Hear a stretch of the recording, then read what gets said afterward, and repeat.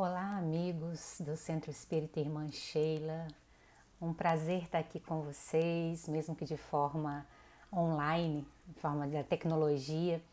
Mas um prazer estar aqui de volta. Muito tempo que a gente não se encontra, que a gente não pode estar aí presencialmente. Mas que bom que a tecnologia nos possibilitou esse momento de encontro, né?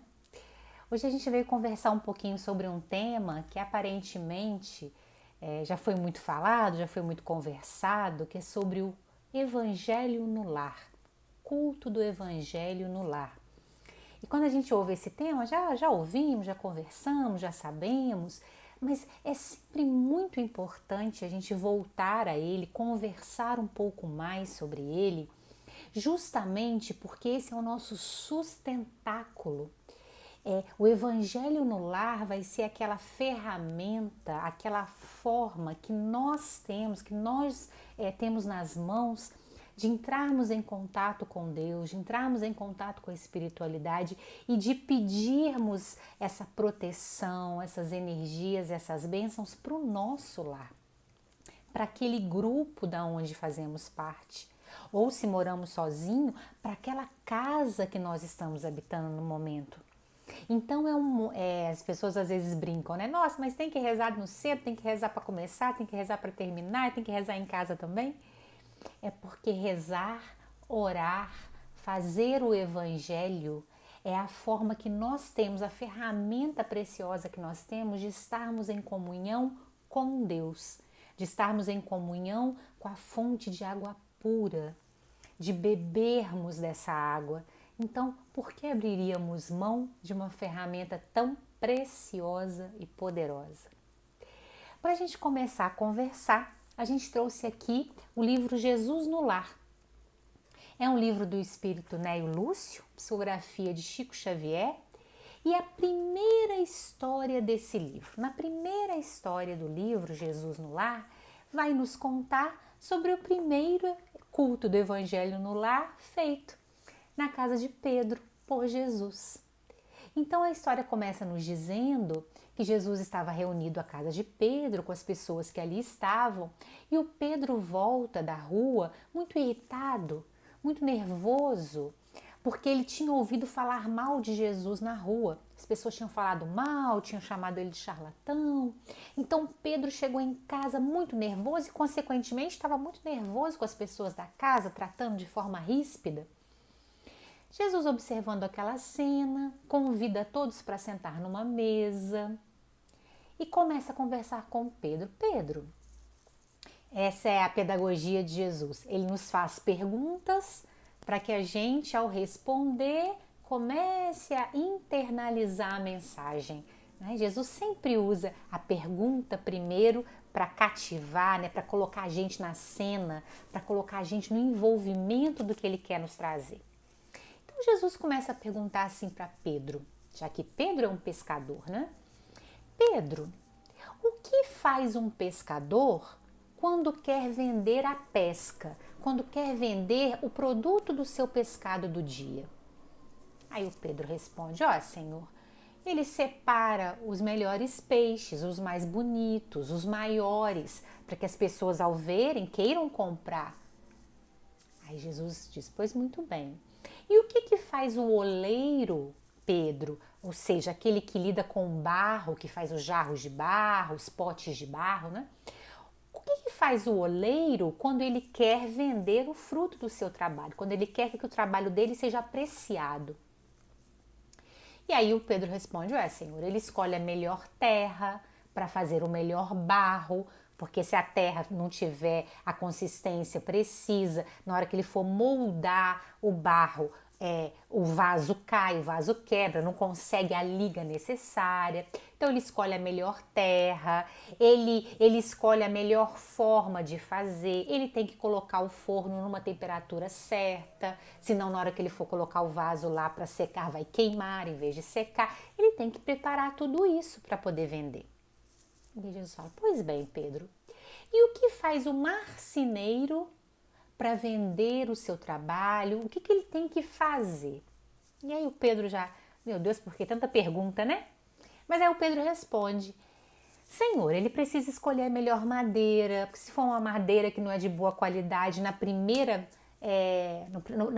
vez que ele passar a ferramenta, aquela madeira vai rachar, depois ele não vai conseguir pintar aquela madeira. Então ele tem que escolher a melhor madeira, afiar a sua ferramenta, porque a ferramenta cega não vai cortar como precisa. Ele tem que preparar tudo para conseguir fazer um bom móvel e então vender. E aí, meus amigos, é que Jesus vem com a mensagem. Ele diz: pois bem, Pedro, então o pescador tem que escolher o seu melhor pescado, o oleiro tem que escolher a matéria-prima, preparar a matéria-prima, assim como o marceneiro. Por que nós, Pedro, dentro de casa, não temos essa preocupação em escolher o melhor material, preparar a melhor ferramenta para receber o melhor resultado? Por que dentro de casa nós não agimos assim? Por que dentro de casa pode ser qualquer material, de qualquer forma, de qualquer jeito? Ele estava chamando a atenção para o Pedro, que o Pedro chegou muito nervoso em casa, então ele estava falando de qualquer jeito com as pessoas que estavam ali. Por que em casa é assim? E aí, Jesus, essa história que Neio Lúcio conta, ele nos informa que são histórias que no mundo espiritual a gente tem contato com essas experiências de Jesus com os seus apóstolos, com os seus discípulos, não é? E aí Jesus coloca assim: a paz do mundo começa sob as telhas a que nos acolhemos. Se não aprendemos a viver em paz entre quatro paredes, como aguardar a harmonia das nações? Se não aprendemos a viver em paz entre quatro paredes, como aguardar a harmonia das nações? E Emmanuel ainda tem uma outra mensagem no livro Pão Nosso que ele vai dizer: se nós não conseguimos ser mentores, né, ser cuidadores de 4 ou 5 pessoas, como nós vamos ser cuidadores de um maior número de pessoas? Então, meus amigos, já começamos a compreender que o lar, esse cadinho, essas 4 paredes, esse grupo que nos abriga, ele é caro, ele é muito caro. Alguém pode estar pensando: mas Luciana, dá tanto trabalho, mas é tão difícil, mas a gente tem tanta dificuldade. Sim, e é por isso que é caro.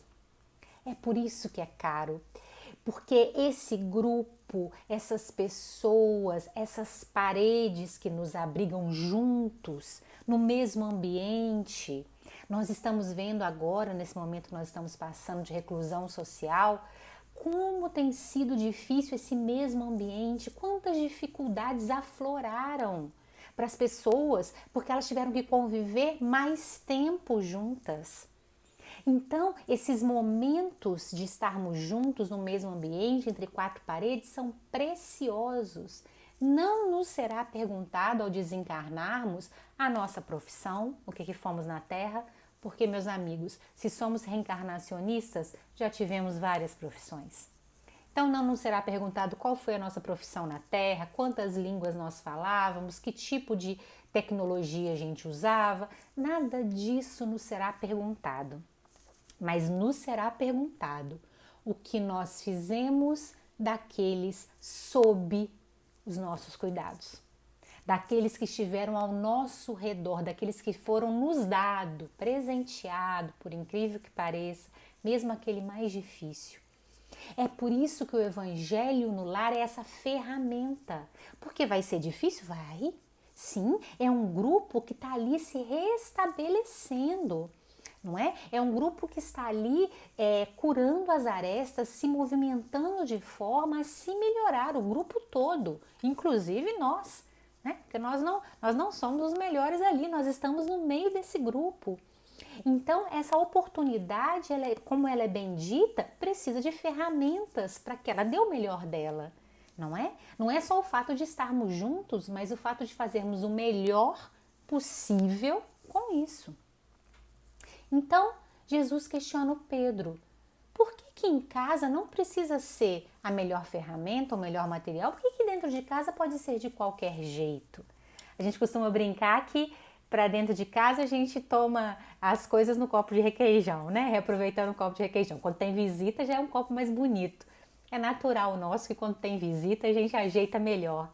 Mas por quê? Por quê? Esses nossos não merecem? Esses nossos também não merecem? E aí, o espírito que está sempre falando de culto no evangelho no lar é Joana de Ângeles. Joana de Ângeles está sempre nos convocando, nos mostrando, chamando a nossa atenção para a importância do culto do evangelho. Nós trouxemos aqui vários trechinhos de vários livros da Joana falando sobre isso para a gente conversar. Então, um primeiro trechinho está num livro chamado Messe de Amor, da Joana. E é assim: dedica uma das 7 noites da semana ao culto do evangelho no lar, a fim de que Jesus possa pernoitar em sua casa. E pernoitar, meus amigos, não é passar rapidamente. Pernoitar é passar a noite, ficar, permanecer. Escolhe uma das 7 noites da semana para que Jesus permaneça na sua casa. Mas, Luciana, só pode ser de noite? Claro que não. O que a Joana está trazendo aqui é que à noite as pessoas estão mais tranquilas, as pessoas estão se recolhendo, mas é claro que o culto do evangelho no lar da sua casa vai ser de acordo com as possibilidades da sua casa ou de você, se você mora sozinho. Eu sempre costumo dizer, não disputa com Jesus, não tem necessidade. Então, vai fazer o culto justamente no horário de um programa de TV que todo mundo gosta de ver? Pra quê? Vai deixar o pessoal irritado, ninguém vai querer fazer o culto no lar, não é?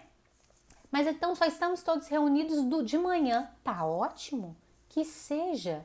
É o melhor momento para o seu grupo. Mas, Luciana, ninguém quer participar aqui em casa, as pessoas não gostam, não querem saber disso. Não tem problema, o melhor momento para você. Então, escolhe um momento. Dos 7 dias da semana, escolhe um. O melhor momento para o seu grupo, para a sua família. Tem gente que é de manhã cedinho, é o melhor, horário que está todo mundo ainda reunido. Tem gente que é bem mais à noite, na hora que todo mundo está chegando. Tá tudo certo. O importante é o que ela disse aqui. É o momento em que Jesus vai entrar na sua casa e ficar. Ele vai ficar. Porque uma vez que nós convidamos o Cristo, ele permanece. Uma vez que a gente abre as portas da casa material e da casa espiritual, ele permanece. Então, escolhe um dia, um horário, para que Jesus possa permanecer dentro da sua casa. E olha que é um convidado ilustre. E geralmente, quando a gente tem um convidado ilustre, a gente se comporta melhor, né? Continua Joana no livro agora Lampadário Espírita. Ela vai dizer assim: se chamamos Jesus ao nosso lar por meio do culto doméstico, para que habite em nossa casa, conduzamo-lo, vamos conduzi-lo, né? Em nosso coração e em nossa mente, situando-o em todos os dias e horas da vida intimamente em nós. Aí a gente pode pensar, nossa, mas aí ficou difícil, né? Trazer Jesus constantemente no coração, porque durante o dia eu me irrito, eu me esqueço, eu nem penso nisso. Pois é.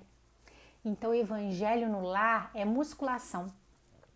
É igual a ginástica que a gente vai fazer. A gente não vai lá na ginástica, não vai lá no pilates, não vai lá na musculação para exercitar o músculo, para o músculo não ficar parado. Evangelho no lar também.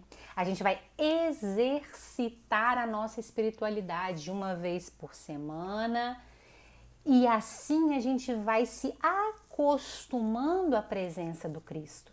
E uma vez que o Cristo, como ela disse aqui, começa a ir no pensamento e no coração, já fica mais difícil a gente bater porta, a gente gritar com quem está dentro de casa, a gente fazer falta de educação, a gente ser agressivo.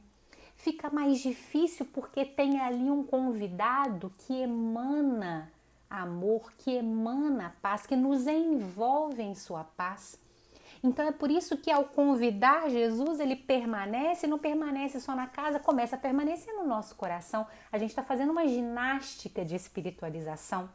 Ele vai modificando, e isso é a próxima passagem aqui, que está lá no livro Florações Evangélicas. Joana diz assim: Cristo, quando se adentra pela porta do lar, modifica a paisagem espiritual do recinto. Então, quando eu abro as portas para Jesus entrar, inegavelmente o ambiente espiritual vai mudar.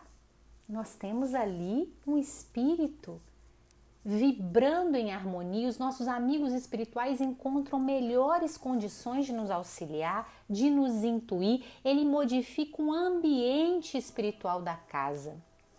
E é interessante a gente ouvir falar em ambiente, a paisagem espiritual, porque a gente às vezes não tem a noção de que a nossa casa de 4 paredes de cimento, de tijolo, tem uma casa espiritual correspondente a ela, no plano espiritual, no outro plano. Como é que é isso? Vamos nos lembrar do livro Sexo e Destino, do espírito André Luiz? No livro Sexo e Destino tem uma família que está completamente desequilibrada, que não tem, não faz o culto, não é nem religiosa, não costuma orar, estão todos em desequilíbrio, o pai principalmente está sendo obsediado. Então, assim, o clima naquela casa está dificílimo. E aí o André Luiz diz que vai até a casa e quer conversar com esse obsessor. O que o André Luiz faz? Ele diz que ele bate na porta. Que porta? O André Luiz está desencarnado. Que porta que ele está batendo? Se for a porta da casa, de madeira, de ferro, de vidro, da casa material, seria um efeito físico, um fenômeno de efeito físico, e todos os encarnados escutariam. Mas não foi isso. Ele diz que bate na porta e o obsessor vem atender. Então percebam, meus amigos, em que porta que ele bateu? Da casa espiritual correspondente à casa material. Essa casa espiritual, quem mandava era o obsessor, que veio abrir a porta e falou: pois não. Então vocês percebem que a nossa casa material, ela tem uma vibração, uma paisagem, uma identificação no mundo espiritual. Pode ser uma outra casa, pode ser Chico Xavier, às vezes entrava numa casa, olhava para uma parede e dizia: mas que linda cachoeira tem ali. No mundo espiritual, naquele local, no plano espiritual, ou seja, num outro plano, que não, no material tinha uma parede de tijolo, no espiritual tinha uma cachoeira. Então esses ambientes espirituais da nossa casa, eles precisam ser modificados, tratados, limpos, renovados. E quem faz isso? Não é a nossa faxina. A nossa faxina limpa o material. Mas quem renova o espiritual é a presença dos amigos espirituais, é a presença de Jesus na nossa casa espiritual, a nossa casa correspondente ao mundo espiritual. Quem não quer? A gente quer tanto ter uma casa limpinha, a gente se esforça, compra, produtos para deixar a casa limpinha, para fazer uma faxina bacana. Por que a gente não quer esse ambiente espiritual também limpo, cheiroso, renovado, não é? Então, quando Cristo entra através do culto do Evangelho, ele renova essa paisagem, modifica esse ambiente. E aí por isso vai deixando as coisas mais leves, por isso vai deixando aquela família mais envolvida. Por isso vai envolvendo os arredores, os vizinhos, o porteiro, as pessoas que estão passando na rua. É por isso que o momento do culto no lar envolve todo mundo que está em volta, porque o ambiente espiritual muda. O ambiente espiritual muda. Continua Joana no livro chamado Leis Morais da Vida. Ela vai dizer assim: acende o sol do Evangelho em casa. O sol, olha só, a expressão é forte. Acende o sol do Evangelho em casa, reúne-te com os teus para orar, e jamais triunfarão trevas em teu lar, em tua família e em teu coração. A frase é forte. Reúna-te com os teus para orar. Se estiver sozinho, reúna-te com os teus espirituais, com a sua família espiritual para orar. E jamais triunfarão em teu lar as trevas, porque o seu coração, a sua família estará em paz. Bom, alguém pode estar pensando assim, nossa, Luciana, mas eu faço culto no lar há um bom tempo e às vezes as coisas se complicam, né? Às vezes as coisas não são tão simples assim. Não, não são. O fato de fazermos o culto no lar não quer dizer que não teremos problemas ou dificuldades. Fazermos o culto no lar é para que, como diz a palavra aqui, jamais triunfarão as trevas. Triunfar não vai. Tomar aquela família completamente não tem condições. Por quê? Porque a luz está ali. E uma vez que a luz está ali, não tem como a treva triunfar. Vão haver dificuldades, vão haver problemas. Natural desse planeta, é um planeta de provas e expiações. Tudo nesse planeta passa por dificuldade, tudo. Os animais, os vegetais, os minerais e nós. É um planeta onde nós aprendemos através das nossas provas. Então, nesse planeta, nós temos as nossas dificuldades e elas continuarão acontecendo na medida em que ainda aprendermos com ela. Quando não aprendermos mais com ela, não acontecerão. Mas triunfar, não. Então é uma casa que está protegida, amparada. É por isso, pessoal, que é tão difícil fazer culto no lar. Não sei se vocês já tiveram essa experiência. Vocês combinam assim, então tá bom. Então o culto no lar aqui em casa vai ser domingo às 10 horas da manhã. Tudo acontece domingo às 10 horas da manhã, não é? Chega a visita, toca o telefone, a gente esquece de culto no lar. Não é impressionante? Tem gente que bota até no celular para lembrar, lembrete no celular, porque se bobear, esquece de fazer. Por que esse comecinho é tão difícil? Porque nós não estamos acostumados com esse trabalho de espiritualização, de entregarmos a nossa casa, a nossa família, os nossos pensamentos a Jesus, a Deus. Então, no começo a gente esquece, quando a gente esqueci de dormir. Se era de noite, nossa, no dia seguinte que eu lembrei que tinha culto no lar ontem, nem lembrei, não fiz. Então, o que a Joana está dizendo? Quando Jesus entra na casa, não triunfa mais a treva. Teremos dificuldades, mas não seremos envolvidos totalmente por ela. Não seremos. Não seremos. E vai ser nesse momento de culto do evangelho no lar que as intuições virão. Tá com uma dificuldade com o filho, não tá conseguindo resolver, vem uma intuição. Tem alguém doente, tem alguém que não tá se sentindo bem. No dia seguinte começa a melhorar ou vem a intuição de um outro médico ou de uma outra medicação. Por quê? Porque nesse momento os nossos amigos espirituais estão ali cuidando de nós.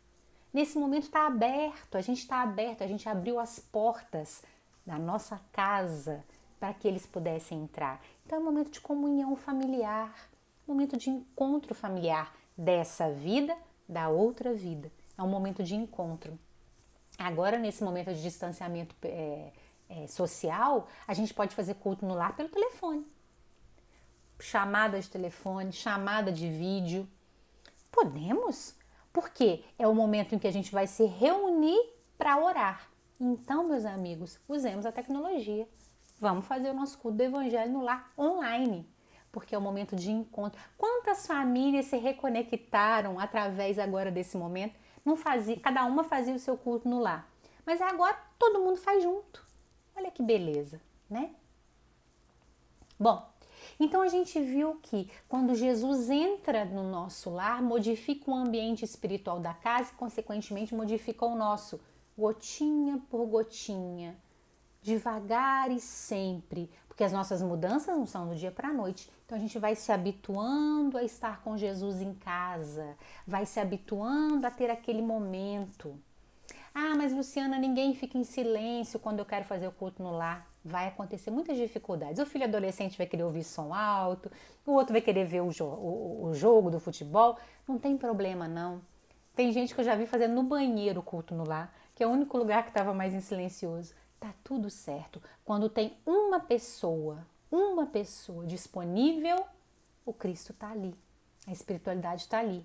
Então faça o seu culto pare um momento. Não é longo. Pare um momento, senta, se acalma. Leia uma mensagem, faz a sua prece, pede por aqueles, não é? Se ninguém quiser participar, não tem problema. Não obrigue ninguém a participar. Não tem necessidade, não é? É paulatino, é devagar. Esse encontro com Jesus, ele vai acontecer desde que a gente persista, não é? Então, se você tem o costume de deixar água para fluidificar no seu culto, ninguém quis tomar, né? Você tem que tomar água do culto, a pessoa não quer, não tem problema, deixa na jarra, né? Na geladeira, que depois todo mundo vai beber. Não se preocupe, não se preocupe se aparentemente você está fazendo sozinho o culto no lar.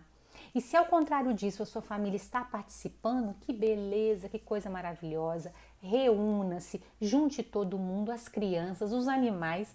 Animal adora culto no lar, né? Os gatinhos, os cachorrinhos, os passarinhos ficam ali, reúnam-se para conversar sobre Jesus. Tem livros joias para criança, né? Porque a criança não aguenta ficar muito tempo, mas tem livros ótimos, o Evangelho da Garotada, que a gente pode deixar ali para a criança participar junto e saber que o que a gente está fazendo é conversar com Jesus, bater um papo como é que foi a semana, como é que foi o dia. É um momento nosso, é um momento de encontro com esse grupo, né? E aí no livro O Consolador, do Espírito Emmanuel, psicografia de Chico Xavier, que são perguntas feitas a Emmanuel, não é? Uma das perguntas que o Chico Xavier, junto com outros médiuns, elaboraram, né, para fazer para o Emmanuel, a questão 108 diz assim: onde a base mais elevada para os métodos de educação? Onde a base mais elevada para os métodos de educação? Então, se a gente está em grupo e a gente tem crianças sobre as nossas responsabilidades, adolescentes sobre a nossa responsabilidade, a gente se questiona qual a melhor maneira de educá-los, não é? Então a gente faz estudo para que ele possa ter uma boa educação de línguas, uma boa educação de tecnologia, a gente se esforça, e que bom, se a gente puder doar isso, maravilha. Mas a pergunta é, qual a melhor base de educação que a gente pode dar? E a resposta de Emmanuel é a seguinte: as noções religiosas. Qual a melhor base? As noções religiosas, com a exemplificação dos mais altos deveres da vida, constituem a base de toda educação no sagrado instituto da família. As noções religiosas, vejam a sabedoria de Emmanuel, ele não fala as noções espíritas, porque isso seria um limitador, já que a maior parte do mundo não é espírita. Então, se ele responde assim, qual a melhor forma de educar? Com as noções espíritas. Ué, e quem nem cristão é? Não é? E a outra parte do mundo, tanta que é muçulmana? Não. Então, o que o Emmanuel vai responder? As bases religiosas. Por quê? Porque a religiosa é qualquer religião. Por quê? Porque as bases religiosas levam o homem para o mesmo lugar, que é se tornar uma pessoa de bem. Ponto. Qual a melhor base que eu posso dar para o meu filho, para o meu sobrinho, para o neto, para aquela pessoa com quem eu sou responsável pela sua educação? Qual a melhor base? A noção religiosa, que é de ser um homem de bem. Essa é a noção religiosa. Não é religião X ou Y. Ser um homem de bem. E quando eu exemplifico isso, acabou. Eu não preciso repetir. Então, se os nossos filhos, os nossos adolescentes, os nossos sobrinhos, ou seja lá quem for que está ali conosco, nos vê sentar na mesa, abrir o livro, conversar com Jesus, essa exemplificação de que a gente está tentando naquele momento ter um pensamento mais elevado, mudar o padrão vibratório, ser uma pessoa melhor, esse exemplo nunca mais é esquecido. Essa criança leva isso para o resto da encarnação. Então veja, meus amigos, nós vamos ter que aprender de novo a dirigir carro na próxima encarnação, né? Porque eu não sei como é que vão estar os carros na nossa próxima encarnação, já pensaram? A tecnologia, como é que vai estar avançada? muito provavelmente não vai ser como é agora. A gente, não vai, né? A gente vai ter que reaprender a dirigir um carro, reaprender a língua do país onde nós vamos nascer, reaprender a andar, reaprender a exercer um ofício. Tudo isso a gente vai ter que reaprender. A questão moral, não. Uma vez que a gente aprende uma questão moral, nunca mais a gente precisa reaprender. Seja aqui na Terra, em outro planeta, em outro país, aonde a gente reencarnar, aquilo agora vai ser nosso, é um patrimônio do espírito. Então, uma vez que a gente aprende honestidade, que é uma noção religiosa, porque é uma noção do homem de bem, uma vez que a gente aprende honestidade, acabou. Não precisa ficar repetindo a lição. Quando eu reencarnar, essa lição já está dentro de mim.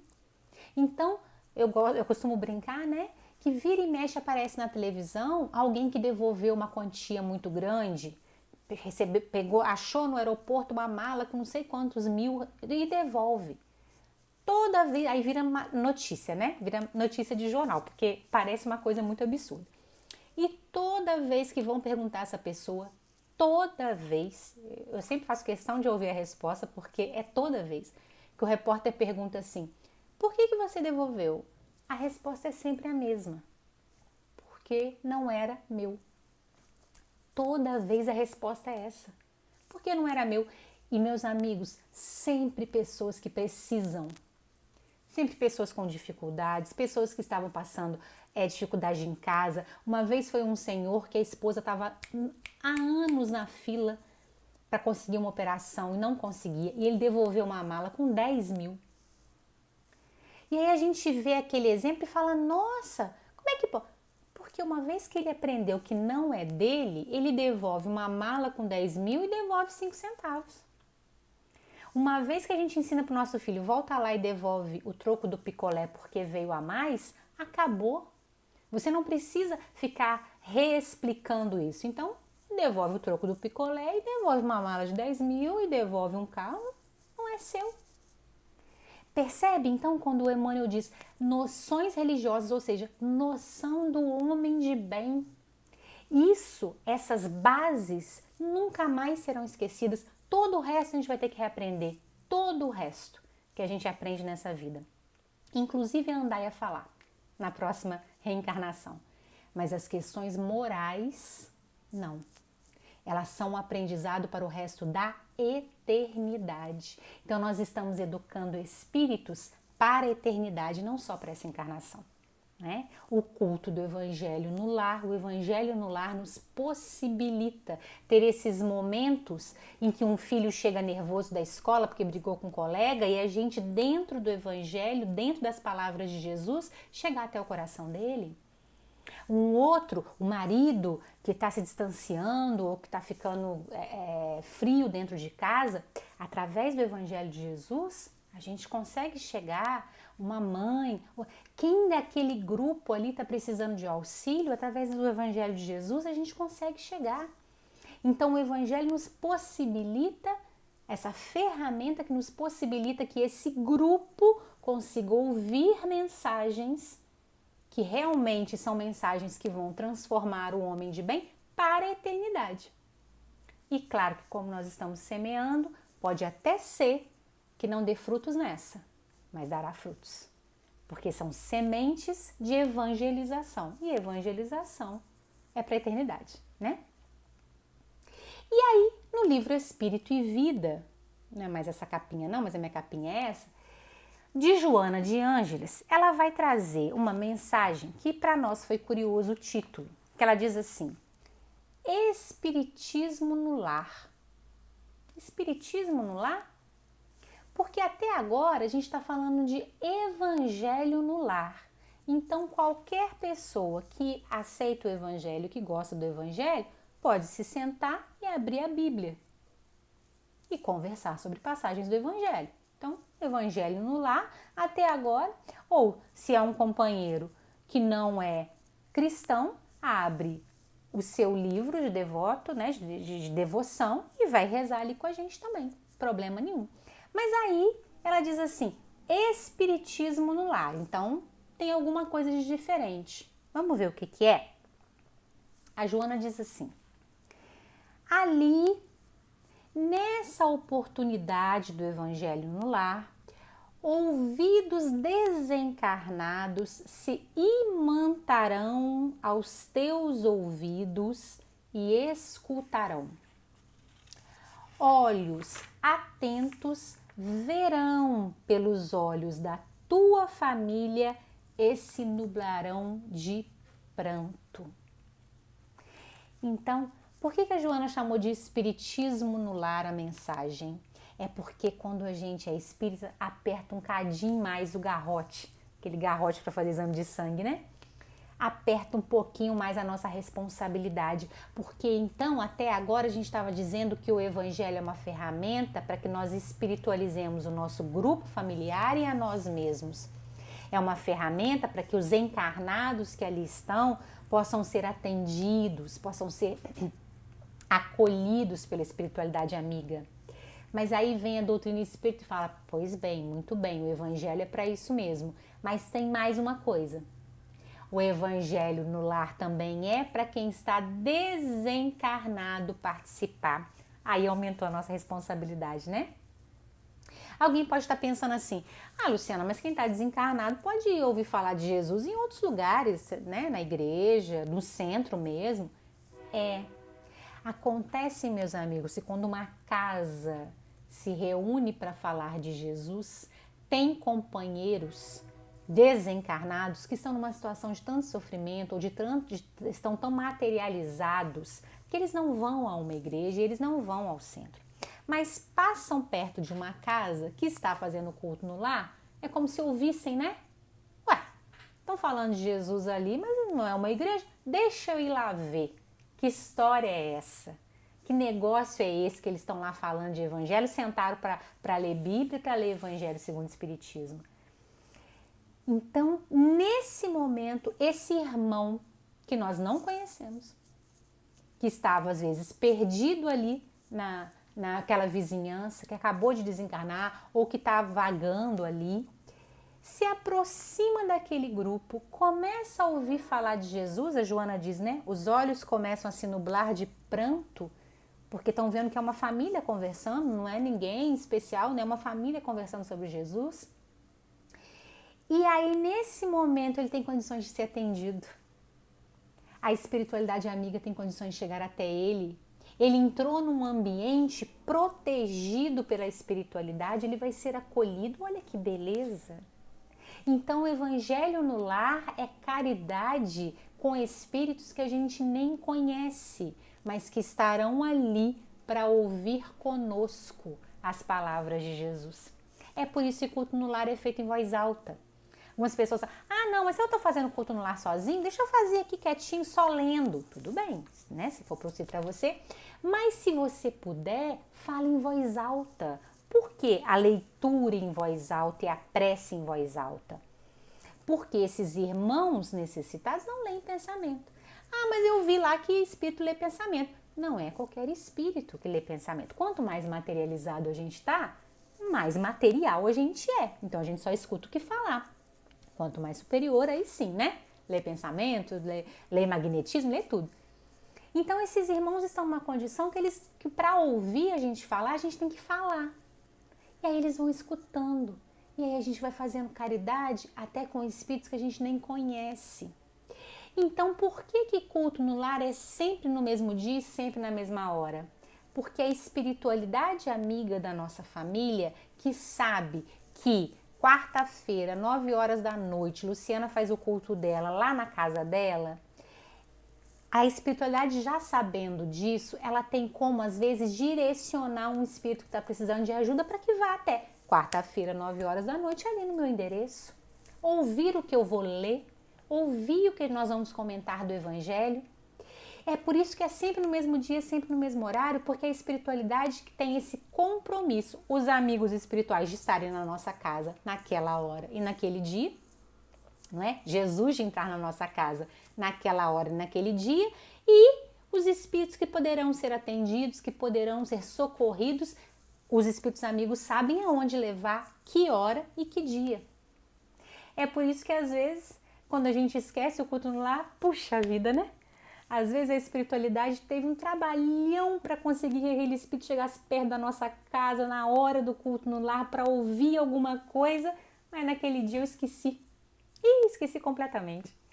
Por isso a grande importância, né? De ser no mesmo dia e na mesma hora. Porque é bom a gente falar disso, porque às vezes as pessoas se perguntam assim, nossa, mas também virou dogmatismo, né? Só pode ser dessa forma. Não, não é dogmatismo, não. É por justeza. É para que tanto a espiritualidade amiga saiba a hora de chegar na nossa casa para comungar conosco do Evangelho, quanto os espíritos que podem estar ali precisando de ajuda possam chegar também e comungar do nosso Evangelho. É por isso que é sempre no mesmo dia e sempre no mesmo horário. Não tem dogmatismo nenhum, não tem irracionalidade nenhuma. E por que lê em voz alta? Mesma coisa. Não é por dogmatismo, não. É para que todos possam ouvir. Inclusive quem está ali que a gente nem vê, que a gente nem sabe que ajudou, mas foi ali no nosso culto que ele teve a oportunidade de ser atendido. Que beleza, né? Que coisa maravilhosa. E aí, quanto mais a gente vai repetindo por anos o culto no lar, no mesmo dia e no mesmo horário, mais a espiritualidade vai confiando na nossa casa, para que seja um momento de atendimento, para que seja um momento de recolhimento, para que seja um momento de saúde, de levar ali fluidos salutares, de levar ali fluidos de paz e de equilíbrio. Sabe que a gente vai estar ali, que naquela hora a gente vai se sentar e vai fazer o culto no lar, que é nada mais, nada menos do que abrir uma mensagem de um livro, ler, fazer a sua prece, pedir, agradecer, louvar, ler um trecho do Evangelho, seja da Bíblia, seja do Evangelho segundo o Espiritismo, comentar com a sua família. O que você acha disso? O que você acha que Jesus quis dizer com isso? No seu dia a dia isso aqui acontece? Como é que no nosso dia a dia isso aqui pode acontecer? Aconteceu hoje? No seu trabalho foi assim? Na sua escola é assim? Comentar à luz do Evangelho, à luz do que a gente acabou de ler, o que acontece no dia, na semana, né, situação que estamos vivendo, e uma prece final. Isso é o Evangelho. Quem gosta de música e quiser deixar uma musiquinha rolando, uma musiquinha, né, de ambiente, tá joia. Quem puder e quiser deixar uma água para fluidificar e ao final do culto beber essa água, as pessoas se compartilharam do culto, ou mesmo as que não compartilharam, né? Se quiser, não tem dogmatismo e não tem que ser assim. Evangelho no lar é encontro com Jesus. E encontro com Jesus, meus amigos, precisa só que a gente abra a porta. Não tem X ou Y, tem que ser sentado, tem que ser em pé, tem que ser na mesa, tem que ser na cama. Tem que botar água e tem que ler um livro. Não, não tem não. É o melhor para aquela família. Por exemplo, se tem criança, vai precisar ali de ter jogo de cintura e ajeitar. Se é adolescente, também vai precisar, porque os adolescentes, né, começam a não gostar muito de culto no lar, acha chato. Também vai ter que dar um jeitinho ali de cativar os adolescentes. Então, não tem regra. Não tem regra. É um momento em que você e o seu grupo familiar, mesmo que você sozinho, vai parar, sintonizar, fazer a musculação com Jesus, abrir-se espiritualmente. E então, permitir que esse ambiente espiritual seja modificado, limpo, transformado pelos amigos espirituais e que seja um lugar que receba os encarnados e os desencarnados. Tem gente que recebe visita justo na hora do culto no lar. Convida a sua visita para fazer culto no lar com você. Não deixa de fazer, não. Convida, se ela não quiser, pede um momentinho. Culto no lar não é longo, não é? Não é longo, coisa de 20 minutos, meia hora. Então, espera um minutinho que eu vou ali rezar e já volto, não é? Então é isso. Não precisa de nenhum tipo de obrigação, mas sim de abertura. E a Joana finaliza essa mensagem Espiritismo no Lar dizendo assim: agradece ao Espiritismo a felicidade que possuis, acendendo-o como chama inapagável no teu lar, para clarear os teus familiares por todos os dias. Às vezes a gente lê isso aqui rápido e fala, nossa, agradece ao Espiritismo a felicidade que possui, só o Espiritismo traz felicidade, né? Não, não é isso que a Joana quis dizer. Agradece essa possibilidade que nós temos de saber que há uma espiritualidade amiga, pronta para nos socorrer, para nos atender. Há uma espiritualidade que vai ali comungar conosco das mensagens que vamos ler, que precisam só dos nossos esforços para também estarmos ali. Então agradece por saber disso, porque quando a gente sabe disso, a nossa responsabilidade espiritual aumenta. A gente não está fazendo aquilo só maquinalmente, só para repetir, só para ficar ali maquinal. A gente está fazendo porque acredita. O agradecer é nesse sentido, né? Obrigada, meu Deus, por sabermos que nós somos amparados, acolhidos, que nós temos as presenças ao nosso redor. Então, agradece essa oportunidade e saiba que a sua família será então envolvida nas tuas preces. Mesmo que eles não participem do culto, essa casa, esse lugar que você está envolvido nas suas preces. Esse ambiente onde você vai estar está envolvido nas suas preces. Certa vez, Chico Xavier estava aqui em Juiz de Fora, conta-nos, né, que ele estava descendo ali o calçadão e ele viu espiritualmente, é o que a gente está falando, né, o ambiente espiritual, como se fosse uma chuvinha de flores descendo de um apartamento, e ele falou, ali está acontecendo um culto no lar. Por quê?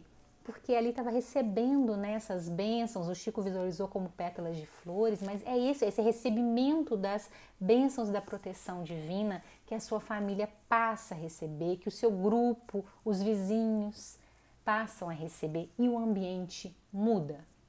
Inegavelmente, o ambiente de uma casa que se abre para Jesus muda, não tem como. A gente viu aqui, é um ambiente espiritual, há uma limpeza espiritual, muda a vibração.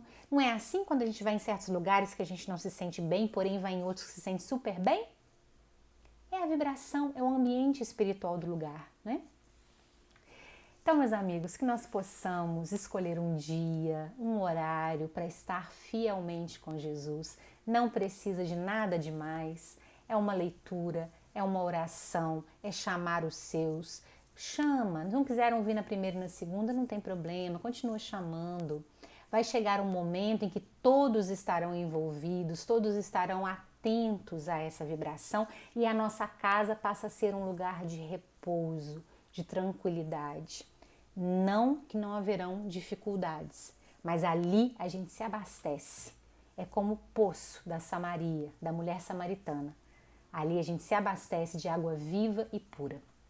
Que Jesus nos abençoe a todos, que nos fortaleça nesse momento, né, em que estamos vivendo uma prova coletiva no mundo todo, mas que fortaleça o nosso coração, a nossa esperança e a nossa fé. Muito obrigada.